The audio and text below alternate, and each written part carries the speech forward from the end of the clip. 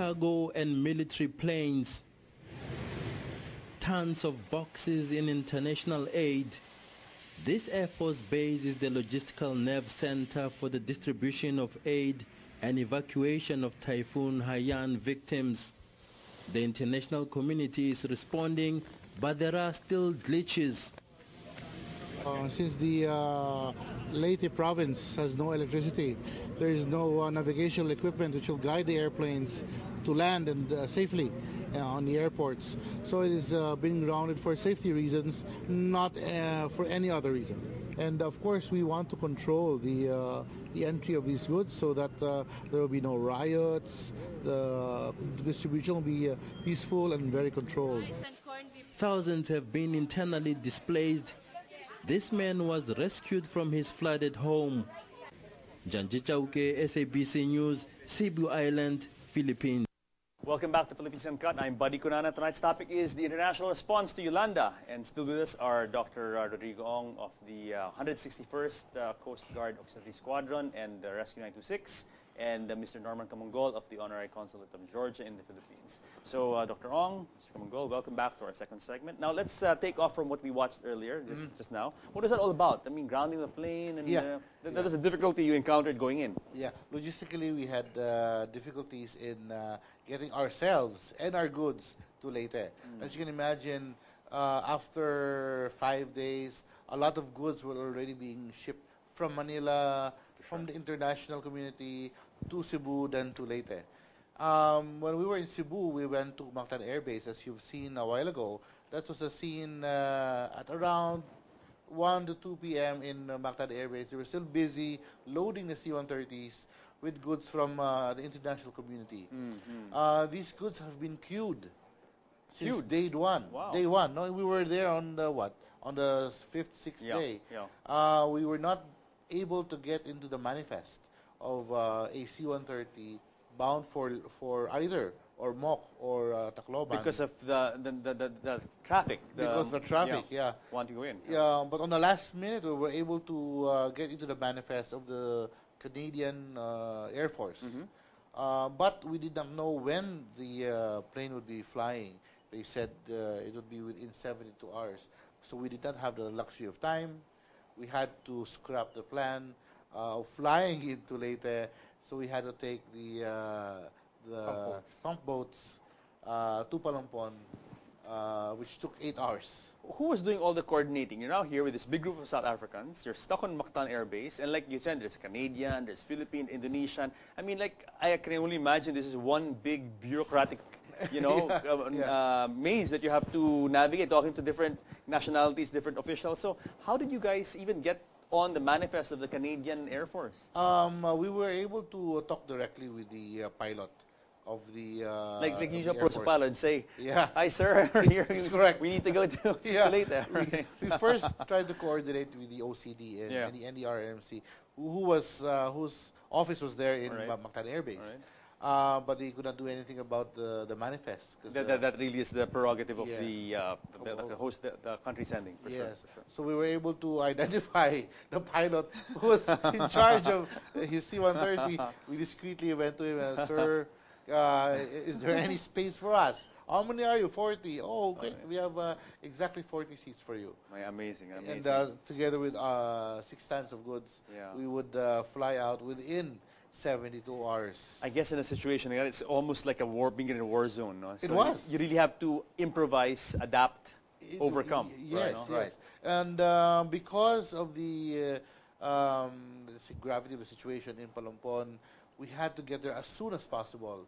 So it's either the plane within 3 days, or a pump boat within 8 hours. And you guys decided pump. But before I go to the pump boat story, Norman, you were here in the Philippines while Dr. Ong was over there. I mean, you were in Manila while Dr. Ong was busy making his way with the team to Leyte. But I understand that there was also a group that arrived here while they were en route to Leyte.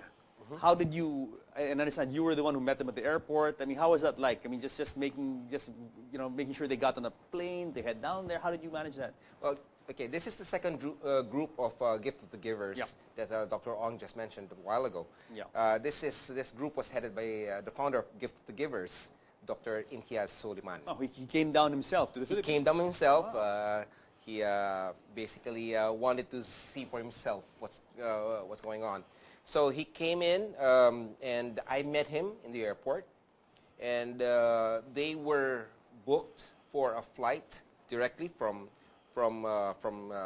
Naiya, going to Cebu in about 6 hours or so. Yeah. So they didn't leave the airport anymore. So I met them there, and we escorted them from Terminal 2 to Terminal 3, where they had to go to an Air Asia flight. So it wasn't that difficult here. I mean, getting on a plane, a connecting flight to Cebu, it wasn't difficult, given all the traffic to that area. Well, the problem there was also a lot of these other countries that are Yes. arriving also, bringing their specialists as well. So the traffic was, it's a given in the area, given that there are a lot of other Yep. aid organizations coming in. Yep. But I was able to brief also Dr. Suleiman on what's going on with what Dr. Butch has been doing in Palompon, as well as Gift the Givers.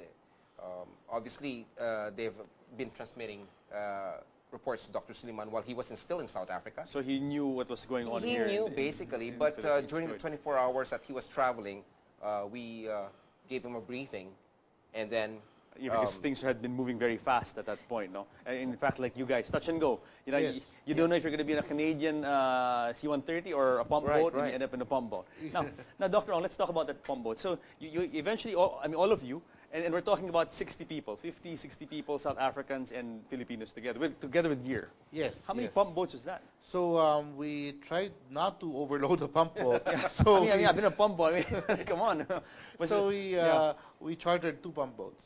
Okay. That would bring 5 tons each of goods, All right. plus 10 people at 15 people each. All right, all right. So we were complete as a group. We were having Palompon, but we started out at 5:30 a.m.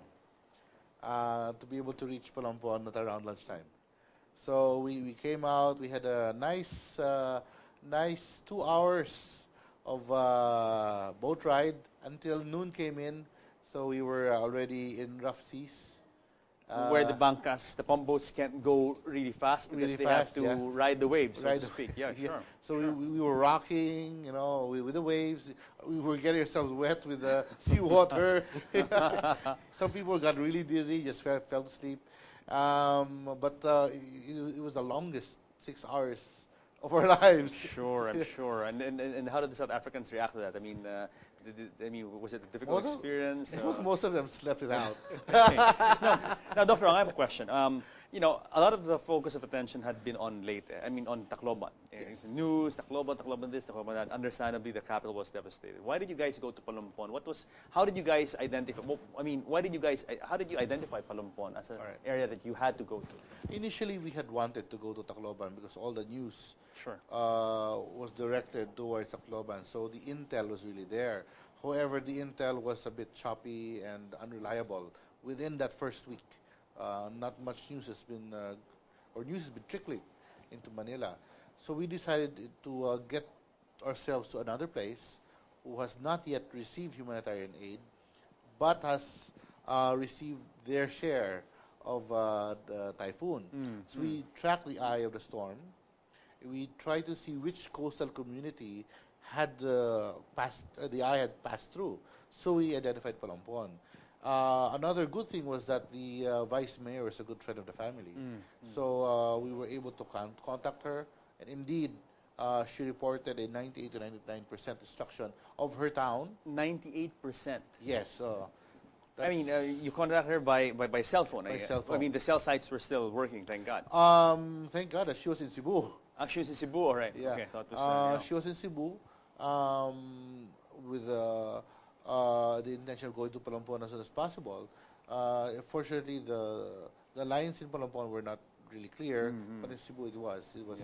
It was consistent. So after speaking with her and getting the statistics, how many people were there, what kind of diseases were to be found, what kind of destructions are to be expected, I immediately spoke with Dr. Ahmed from the Gift the Givers for us to be able to provide the needed materials for Palampon.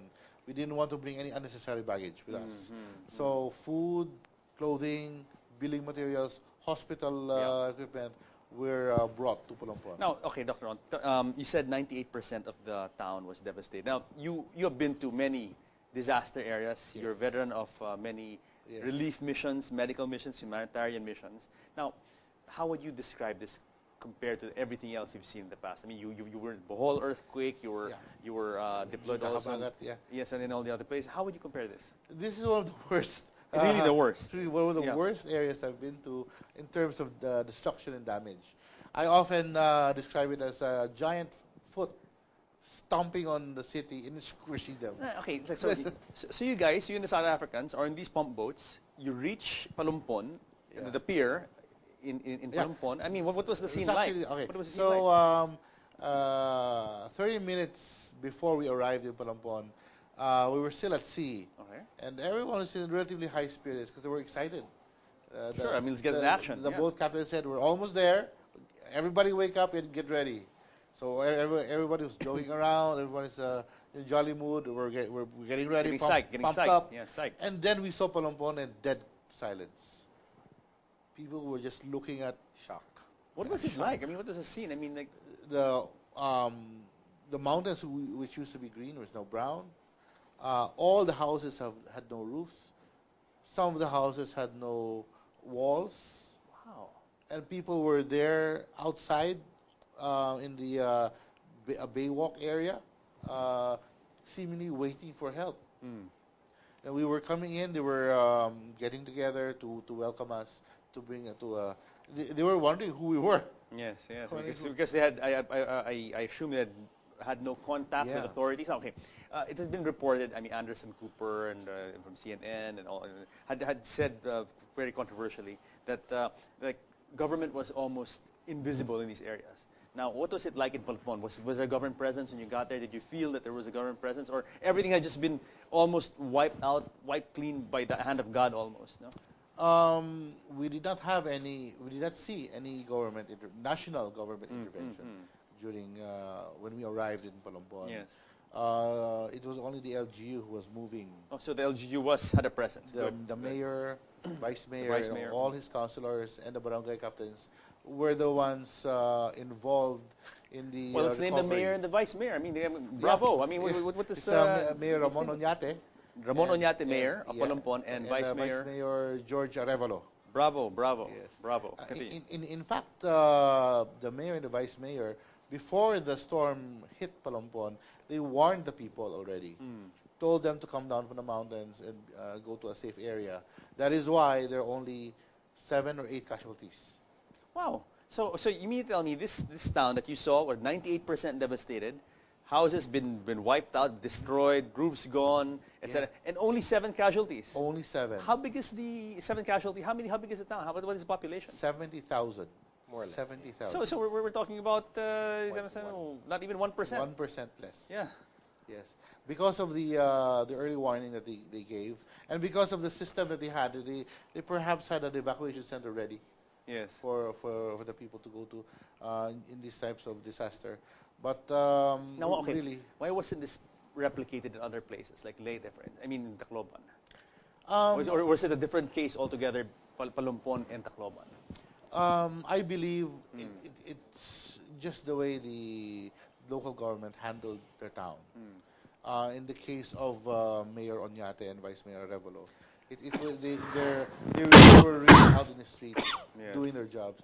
Yes. They went out of their office and held office in front of the building. No, but okay, this super typhoon, I mean, this caught many people by surprise. I mean, in this country, we're used to typhoons. Now we're a typhoon country. We're hit by typhoons. I don't know how many dozen every year. I mean, did you guys at Rescue 926 Coast Guard Auxiliary, did you expect this kind of devastation, this kind of power from this typhoon? No, right? No. Yeah. We actually expected to do medical missions and go back home.